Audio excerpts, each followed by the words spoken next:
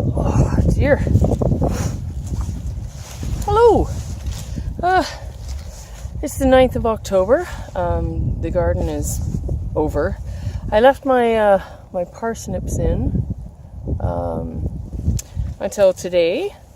We got some nice big ones here, but they're breaking, of course. We have heavy clay soil, and after, I don't know, probably about 10 consecutive evenings of good frosts and a little bit of snow and cold days, I decided it's time to get them all out, and the city will be bringing compost to the community garden here, and it'll go on top of everything. It'll overwinter there, and that's really good. That's the first year they've ever done this, so no complaints from me. I will I'll get digging here, and you can see kind of what we're up against. If you thought the onions were bad, watch this. So I pulled the tops off of the parsnips. I'm kind of using a combination of a garden fork, I don't know if you get a measure of that, and a shovel. The ground is not frozen. It's not. It's clay. I'm gonna try this fork here. Oh my! I've managed to get out probably 10 parsnips, and it's taken half an hour because you're really having to dig all the way around. I'm afraid there's no pushing, twisting, and pulling in black clay soil. It's just a lot of digging and digging and digging. I mean, I'm not really even getting into this stuff. There we go. So again, we're looking at these massive clumps coming up. Now here's a couple of tiddlers that came out all right, and even the tips are breaking. Yeah, they are growing in concrete. Throw them over with the rest. I've got a big one coming out here now, trying to kind of get all the way around it.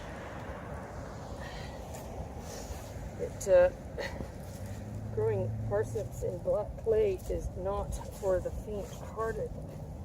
There is 140 pounds of time-bending strength right here on the fork. Come on. Oh, there we go. Right. Well, it came out. Here we go. Ta-da! I'll tell you something. These better taste really good. I've never grown the Harris model before, but we'll have some at Thanksgiving. And I'll bring you back when they're all washed up. We'll probably be at home. See you in a bit.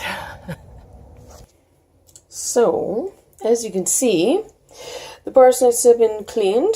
They have been, kind of damaged in the harvest.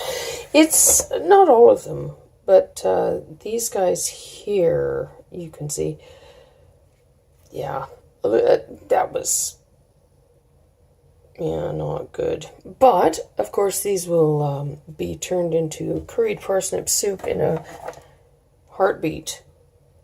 Yeah, we got a few of those. Some of them actually did pretty good. All of them snapped on the bottom. This little one here was part of another one. We had lots of, leggy forking part. Oh, look at that one. There you go. And that probably came from there. Some of them are all tangled together. But yeah, for the first time ever growing parsnips, I'm pretty happy about these. We're going to be having these guys roasted for Thanksgiving dinner, and the ones that obviously have been, compromised by the garden fork and the shovel will be going into the soup, and I think we'll still have some complete parsnips, like that kind of guy there. Yeah, for the fridge.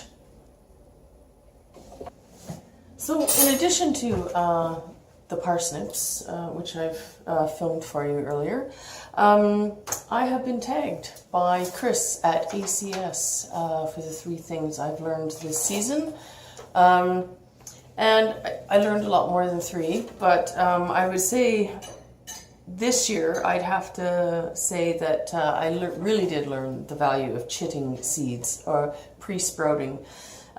Things like the parsnips, for sure, because they do have a low germination rate. So it's nice to know in advance that you're not planting a bunch of dud seed. Also, all of the peas and beans and pumpkins and cucumbers, I found that really did help. So I had less, say, failures.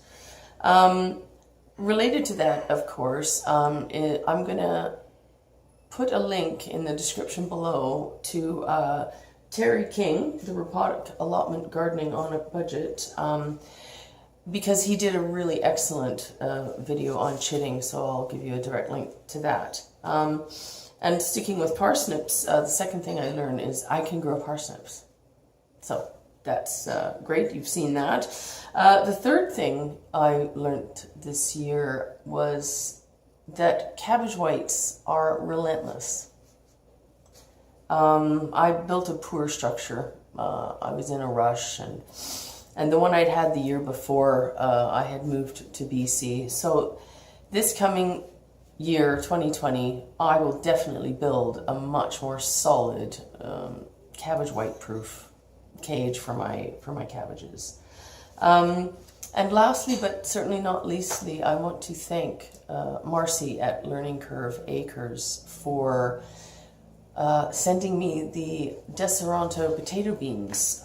They're an heirloom out of Ontario to the Mohawk Nation. And they're a lovely white bean, and I'm really looking forward to planting those next year. So thank you, Marcy, for that. Also, I'd like to nominate 3 people for the 3 things I've learned this year. If you've been nominated already, of course, that's wonderful. And if you don't want to do this, that's good too. But my nominees would be Greta's Garden. She's out in Newfoundland. Again, a link in the description below. Go check her out if you haven't already. Marcy at Learning Curve Acres, if you could tell me the 3 things that you learned in the growing season 2019. And the Little Farmer, also known as Guru Murfinda, he's in England, and I'd really like to know the 3 things him and his family learned this year.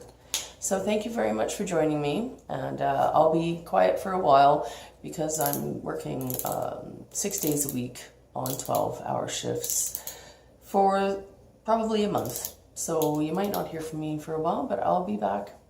Thanks for joining me.